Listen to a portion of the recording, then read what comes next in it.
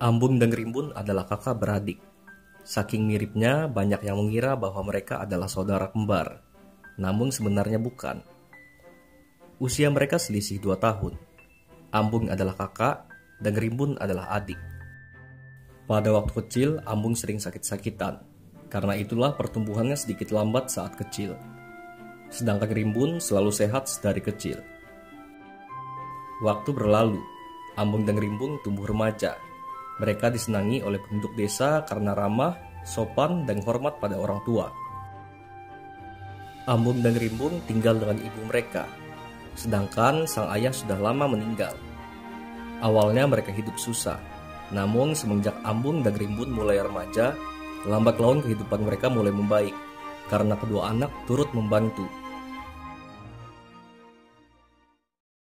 Suatu sore saat mereka sedang asik duduk di beranda rumah, Ambung menyampaikan niatnya dan adik untuk mengadu nasib di negeri orang. Sang ibu hanya diam dan mendengar anak lelakinya itu berbicara sampai selesai. Setelah menjelaskan niat mereka, Ambung bertanya kembali, "Apakah ibu mengizinkan kami?" Sang ibu hanya diam, lalu mengatakan agar diberikan waktu untuk berpikir terlebih dahulu. Beberapa hari kemudian, di malam hari, sang ibu memberikan jawaban. "Ambung, Rimbun, sebenarnya berat hati ibu melepaskan kalian berdua, terutama Rimbun. Ibu menilai masih sangat muda. Tapi setelah ibu pikirkan matang-matang, anak lelaki harus punya banyak pengalaman. Sebab hidup di kampung sendiri hanya seperti katak dalam tempurung. Oleh karena itu, keinginan kalian ibu kabulkan." Mendengar ucapan sang ibu, Ambung dan Rimbun bersorak gembira. Setelah itu, sang ibu lanjut berkata, "Di negeri orang, kalian tidak punya siapa-siapa. Orang tua maupun sanak saudaramu pun tiada. Walaupun begitu, sebenarnya mereka semua itu ada, yakni mereka yang kau hormati, yang kau kasihi, yang kau cintai. Oleh sebab itu, hormati dan cintailah semua orang. Yang tua hendaklah kalian tuakan. Yang muda hendaklah kalian jadikan sebagai sahabat. Lusa, kalian berdua boleh berangkat. Sebaiknya kalian berdua jangan berpisah. Tapi apabila itu terjadi, jangan lupa saling mencari tahu kabar satu sama lain." Demikian sang ibu mengakhiri nasihatnya. Malam itu sang ibu memandangi kedua anaknya yang tertidur nyenyak dengan senyum yang pilu. Sang ibu berdoa agar kedua anaknya dilindungi dan mendapatkan kebahagiaan dalam hidupnya.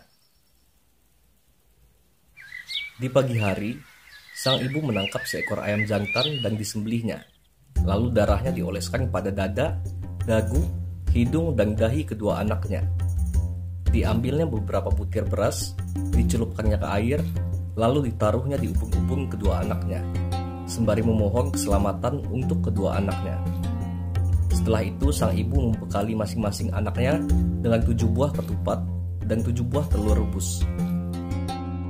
Setelah semuanya, sang ibu membuka sebuah kotak peti terbuat dari besi. Di dalamnya terdapat 2 bilah duhung. Duhung yang satunya berlilitkan kain merah, sedangkan duhung yang satunya lagi berlilitkan kain kuning. Kedua senjata itu adalah peninggalan dari almarhum suaminya, ayah dari Ambung dan Rimbun. Sebelum meninggal dunia, sang ayah berpesan bahwa senjata itu jangan pernah diperlihatkan pada orang lain. Duhung kain merah diberikan kepada Ambun, sedangkan duhung kain kuning diberikan kepada Rimbun. Setelah itu masing-masing duhung itu diasapi dengan kemenyan yang dibakar sang ibu. Keesokan harinya, setelah semuanya siap, sang ibu memberikan kedua duhung itu pada Ambung dan Rimbun. Dan setelah berpamitan, berangkatlah kedua anak itu dengan perasaan gembira. Sang ibu berdiri melihat kepergian kedua anaknya itu, yang perlahan menghilang dari pandangan sang ibu.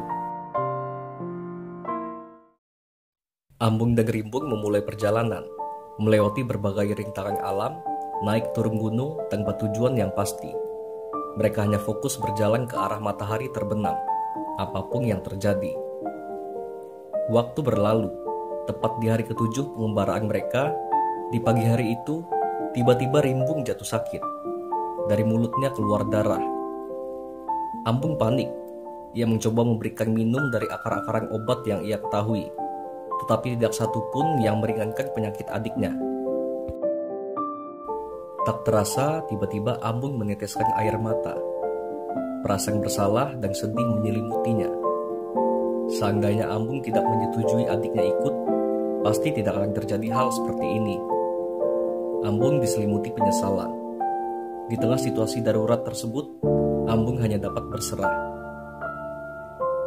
Akhirnya beberapa jam kemudian, Rimbun meninggal dunia.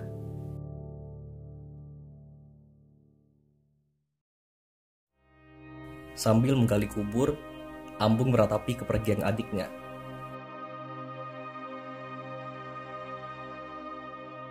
Alam yang hening menjadi saksi upacara penguburan tersebut. Ambung mengambil ketupat dan telur bekal adiknya, lalu ditaburkannya kepada makam. Kemudian, senjata Duhung dicabut, sarungnya ia tancapkan di sisi kaki, lalu mata Duhung ia tancapkan di sisi kepala makam tersebut. Lalu, kain kuning diikatkannya pada sebatang kayu kecil.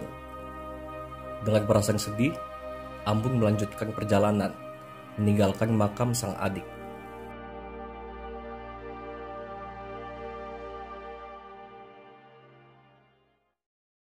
Dalam perjalanannya, bekal makan Ambung tersisa sedikit. Ia lalu mencoba memanjat pohon untuk berharap menemukan sesuatu. Dari atas pohon ia melihat sekeliling, lalu ia melihat di kejauhan terlihat sebuah asap. Dengan perasaan gembira, Ambung bergegas turun dan pergi ke arah asap tersebut. Ia yakin ada seseorang tinggal di dekat situ. Saat senja, Ambung sampai dan melihat sebuah rumah. Ia mendekati rumah itu dan dilihatnya seorang perempuan tua sedang sibuk memasukkan ayam ke kandang. Ambung lalu menyapa perempuan tua itu, dan perempuan tua itu terkejut. "Siapa kamu?" "Salam nenek, saya Ambut. Saya tersesat dan tidak tahu arah jalan pulang." "Apakah kamu hanya sendirian?" "Awalnya berdua dengan adikku, tapi dia meninggal dalam perjalanan karena sakit," jawab Ambung dengan wajah sedih. Nenek itu merasa kasihan, lalu mempersilahkan Ambung masuk ke rumah untuk beristirahat. Malam itu, sembari makan, Ambung menceritakan banyak hal tentang keluarganya dan perjalanannya. Nenek mendengar dengan penuh perhatian. Demikian pula nenek itu turut menceritakan kehidupannya, bahwa ia adalah keluarga dari raja yang sekarang memerintah di wilayah itu. Namun ia diusir karena menikah dengan suaminya. Mereka tidak memiliki keturunan, dan suaminya telah meninggal 10 tahun yang lalu. Dan begitulah Ambung dan nenek berbagi cerita malam itu. Setelah semua itu, nenek mengizinkan Ambung untuk tinggal.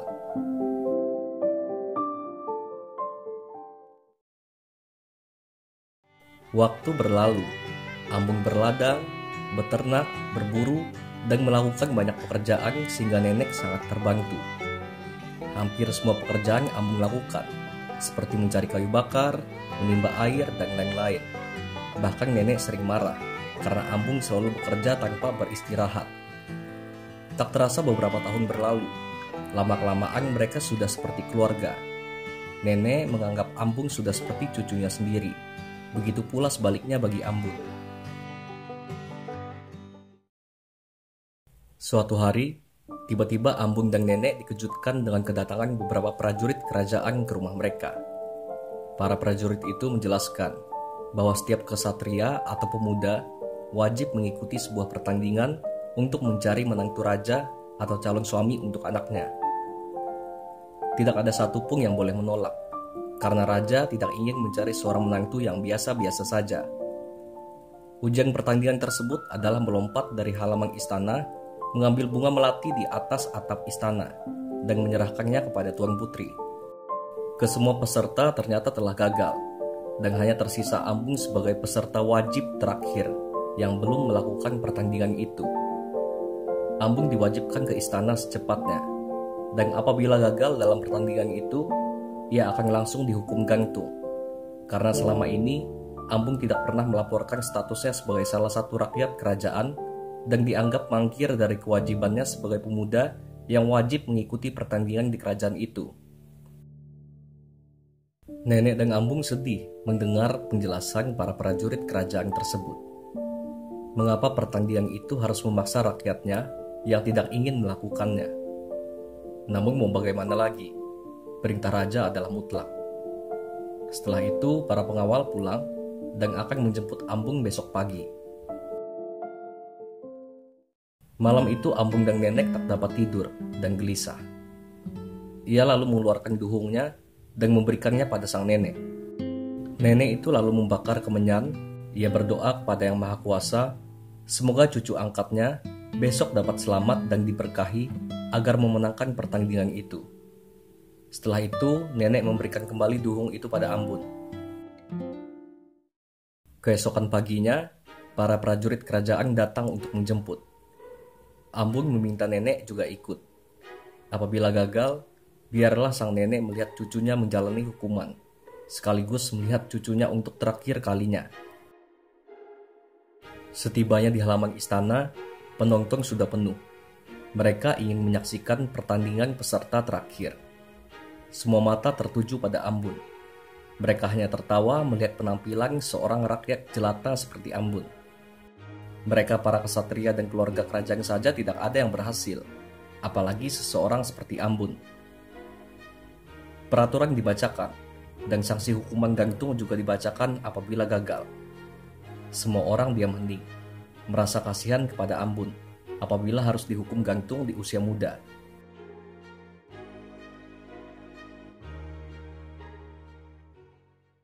Ambun diperintahkan maju. Ambun diam sejenak. Suara sorakan para penonton menggema saat itu.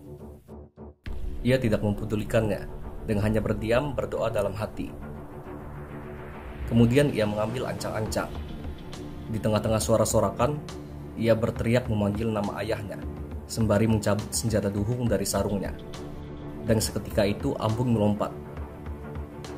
Bagai anak panah yang cepat, seketika itu ia berhasil mencapai atap istana, lalu memetik bunga melati tersebut, kemudian turun dan memberikannya pada sang putri. Seketika itu para penonton bersorak melihat keberhasilan Ambun. Lalu sang raja berdiri dengan girang, lalu berteriak dengan lantang, "Inilah suami dari sang putri, sekaligus menantuku yang sah." Semua penonton kegirangan saat itu, tapi tidak bagi keluarga dari kerajaan lain yang merasa dihina dan direndahkan oleh Ambun. Keluarga dari kerajaan lain tidak terima dengan keputusan itu dan marah. Terjadi perdebatan hebat antara raja dan keluarga kerajaan tetangga. Bagi mereka, anak-anak mereka dipermalukan. Bagaimana mungkin seorang pemuda rakyat jelata mempermalukan para anak raja? Namun sang raja tetap teguh pada pendiriannya, sehingga perdebatan itu tidak membuahkan hasil. Dan akhirnya, dideklarasikanlah perang oleh kerajaan tetangga. Ambung yang ada di situ hanya bisa diam. Dia berdiri diam, bingung dan ketakutan. Dalam benaknya, mengapa ia harus terseret lagi ke hal-hal yang berbahaya seperti ini? Setelah itu, para keluarga dari kerajaan tetangga pergi dengan hati kesal dan bersiap untuk perang besar.